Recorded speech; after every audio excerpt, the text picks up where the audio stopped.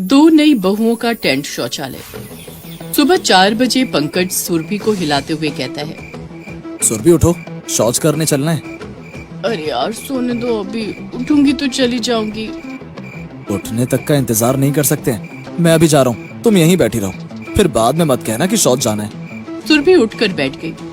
ये क्या बार बार शौच कर रहे हो? बाथरूम नहीं कह सकते हो क्या? अभी मुझे नहीं जाना, तुम्हें आ रही है तो तुम जाओ। अरे यार, हमारे घर में टॉयलेट नहीं है, खेतों में जाना पड़ता है। दिन में सबके सामने कैसे कर पाओगी? क्या? ये क्या है?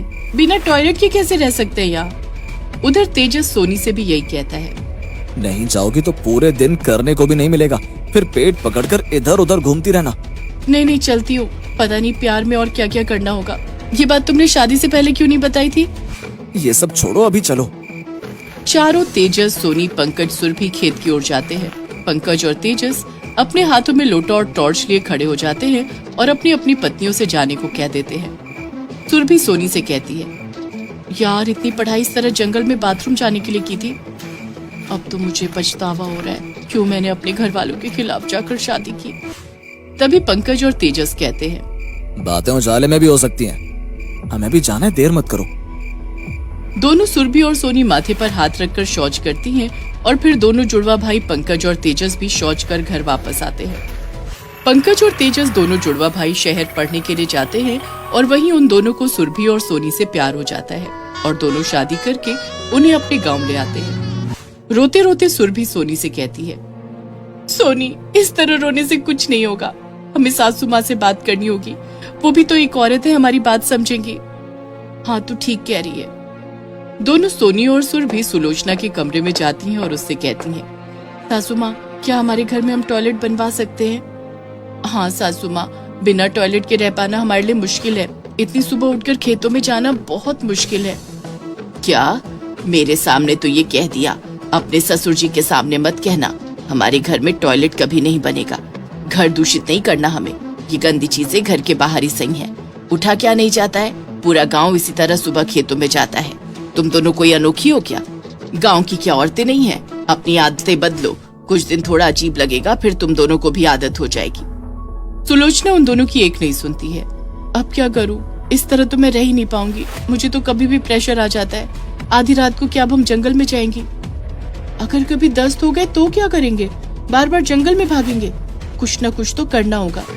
उसी रोज रात को सोनी के पेट में दर्द होने लगा और वो उठ जाती है। सुरभि तेजस को हिलाते हुए कहती है, तेजस मुझे प्रेशर आ रहा है। क्या यार, अभी इतनी रात को कौन जाता है? मुझसे बर्दाश्त नहीं होगा, वरना यही कर दूंगी। नहीं, यहाँ मत करना, पापा खा जाएंगे मुझे। तेजस नींद में उठकर सोनी को जंगल ले जाता है।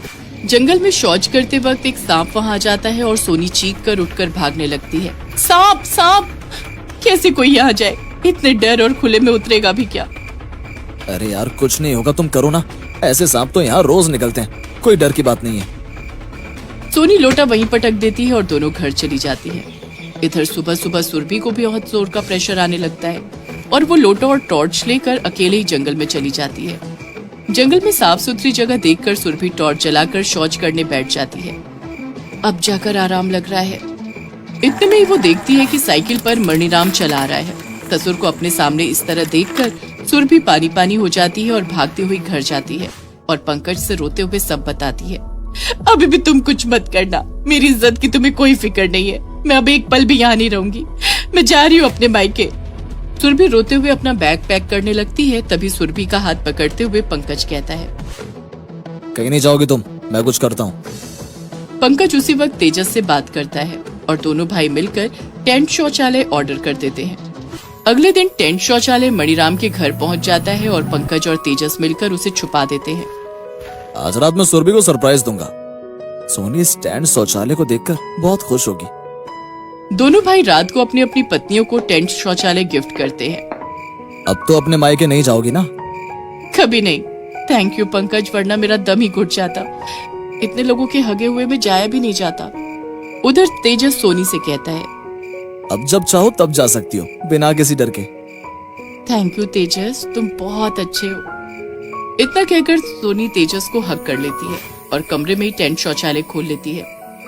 यूज तो करो, इतनी मुश्किल से तो आया है। सोनी और सुरभि खुशी से पागल हो जाती हैं और बार बार टेंट शौचालय में जाने लगती है। पूरी रात अंदर बाहर करती रहोगी, सोना नहीं है?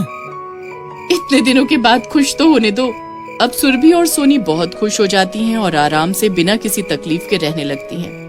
दिन बीतने लगते हैं और सुरभि और सोनी आराम से अपने टेंट वाले शौचालय में शौच करती हैं। उधर मणिराम सुलोचना से कहता है, आजकल बहुएं शौच के लिए जाती नहीं है। हाँ, वो लोग तो उठती ही 7 बजे हैं।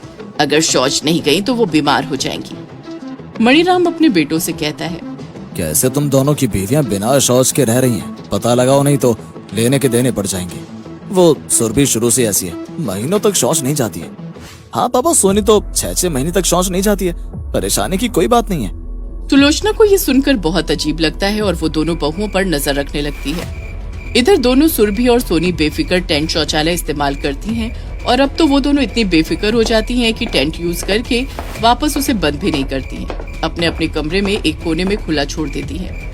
एक रोज जब सुरभि और सोनी घर पर नहीं होती हैं, उसी वक्त मणिराम उनके कमरे के बाहर से गुजरता है और उसे शौच की बदबू आने लगती है। जी जी, कितनी बदबू आ रही है, जैसे किसी ने यही हक दिया हो। सुलोचना देखो तो, बहुओं के कमरे में कोई चूहा तो नहीं मर गया है? हाँ, देखती हूँ। सुलोचना और मणिराम दोनों बहुओं के कमरे में जाते हैं। राम राम राम, मेरे पूरे घर को दूषित कर दिया। ये टेंट का शौचालय बहुओं ने तो घर को घिना दिया है। इतने में ही सुरभि और सोनी वहाँ आ जाती हैं। मणिराम की आवाज से पंकज और तेजस भी वहाँ जाते हैं। अपनी दोनों विलायती पत्नी को मेरे घर से निकालो। मेरे मंदिर जैसे घर में हक दिया। तुम दोनों ने अपनी शर्म बेच दी है, हैं? पत्नियों के इस कारनामे में उनका साथ देते रहे। टेंट के पैन में हगा हुआ पड़ा है। बेशरम लड़कियों, इन टेंट को यहाँ से फेंको। सुरभि और सोनी रोने लगती हैं और टेंट को घर से बाहर फेंक देती हैं और दोनों अपने मायके चली जाती हैं। अगली सुबह सुलोचना शौच के लिए जंगल में जाने लगती है और उसका पैर फिसल जाता है और उसकी कमर टूट जाती है। आपको इतनी सुबह जंगल में जाने की क्या जरूरत है? वो शौच के लिए जंगल गई थी। आप लोग अपनी सोच को सही जगह कीजिए। बहू बेटियों को घर से बाहर शौच के लिए भेज देते हैं, उनकी इज्जत की कोई कीमत नहीं है। कोई कभी भी वहाँ आ जाए, ऊपर से इतनी गंदगी। बाहर शौच जाकर आप खुद की सेहत तो खराब करते ही हैं, साथ में देश भी गंदा करते हैं। डॉक्टर की बात सुनकर मणिराम की बुद्धि ठीक हो जाती है और वो अपने घर में शौचालय बनवाना शुरू कर देता है और अपनी दोनों बहुओं को घर वापस बुला लेता है।